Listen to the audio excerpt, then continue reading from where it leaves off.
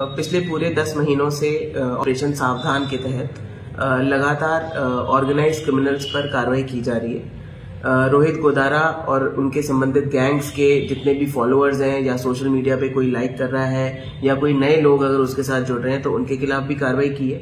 Rohit Godara gang के main criminal जैसे हरिओम रामावत, दानाराम सिहाग, इन सबको भी बीकानेर पुलिस द्वारा पकड़ा गया है और जो अगर कहीं और वांटेड थे तो अन्य जिलों को भी पकड़कर बीकानेर पुलिस ने दिया है। ये जो रिसेंट घटना हुई है उसके बाद बीकानेर पुलिस की विभिन्न टीमें दोबारा से इन सभी नए एसोसिएशंस के जितने भी इनके हमारे डोजियर्स बने हुए हैं उनको पूछताछ के लिए वापस ला रही है। अधिकतम लोग ऑलरेडी इसमें जेल में हैं। वो ऑलरेडी बीकानेर पुलिस के प्रयासों द्वारा ऑलरेडी अलग अलग केसेस में जेल में अपनी सजा काट रहे हैं। जो नए लोग इनके साथ जुड़ रहे हैं या जो भी और नए संदिग्ध लोग हैं उनको हम लगातार लाकर पूछताछ कर रहे हैं। पिछले 2 दिनों में लगातार दबिशें देकर लगभग 75 लोगों को बीकानेर पुलिस द्वारा उठाया गया है, उनसे पूछताछ की गई है और यदि अगर उनके पास ऐसा कोई संदिग्ध मटेरियल मिला है तो उसके खिलाफ विधिवत कार्रवाई भी की गई है, उनको पाबंद भी किया गया है। आप लोगों के माध्यम से मैं आमजन से यही अपील करूंगी कि अपराध की दुनिया में चाहे कोई भी व्यक्ति हो वो बहुत देर तक पीछे नहीं रहता है।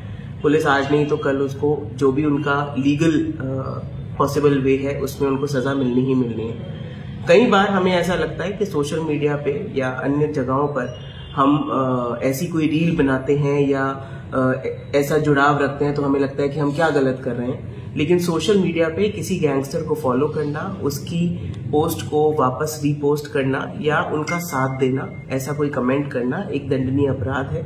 उसके लिए आपके खिलाफ भी कार्रवाई की जा सकती है। तो आप ऐसे काम से बचें। अपराधी जितना भी शातिर हो पुलिस की शिकंजे से कभी दूर नहीं रहता और बीकानेर पुलिस के साथ साथ राजस्थान पुलिस की प्रत्येक टीम इसी में जुटी हुई है कि किसी भी तरीके से इसकी पुनरावृत्ति ना हो। अच्छा मैम, आप देखिए उनका जो पैतृक गांव है वहां से तो वो सब बेच बाज के चले गए हैं और अभी लूणकरण के पास तेजाना फाटा के पास अपनी जो उनकी जमीन है वहीं पर अपनी ढाणी बनाकर रहते हैं। उनके जो पिताजी हैं और जो भाई हैं उनसे मेरी बात हुई थी, उनका हमने घर भी दबिश देकर चेक किया है।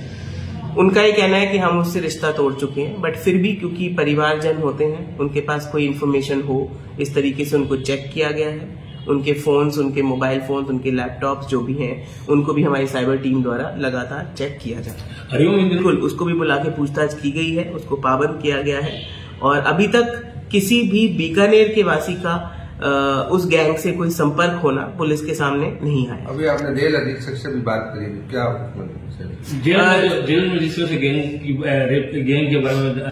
देखिए जेलों के अंदर भी जो रोहित गोदारा गैंग के या अन्य गैंग्स के, ऑर्गेनाइज गैंग्स के जो क्रिमिनल्स अभी अंदर हैं उनसे भी लगातार हम जेल सुपरिटेंडेंट के मार्फत बहुत अच्छा कोऑर्डिनेशन है बीकानेर पुलिस और बीकानेर जेल का विभाग का और उनके साथ लगातार हम टच में हैं। कौन कौन उनसे मिलने आ रहा है उनसे भी हम लगातार पूछताछ कर रहे हैं। मैडम देखिए ये सारी चीजें एक साइबर और वीपीएन नेटवर्क पे काम करती हैं। उसको क्रैक डाउन करना इतना आसान नहीं होता क्योंकि ये अन्य बहुत सारा टेक्निकल इसमें बहुत सारे ऐसे टेक्निकल इनपुट्स होते हैं जिसमें जो ये प्राइवेट एप्स हैं ये इन्फॉर्मेशन नहीं देती हैं या देती हैं तो टाइमली नहीं देती हैं। उसके बाद वो नया एक अकाउंट बना लेते हैं। लेकिन फिर भी बीकानेर पुलिस और राजस्थान पुलिस इसके लिए बिल्कुल तटस्थ है कि टेक्नोलॉजी सिर्फ एक पार्ट है किसी भी गैंगस्टर को पकड़ने की। अन्य जो भी तरीके हैं हम वो सब अपना रहे हैं और निश्चित रूप से इस पूरे ऑर्गेनाइज्ड गैंग पर और अन्य गैंगों पर भी हमारा जो वज्र प्रहार है वो लगातार जारी रहेगा।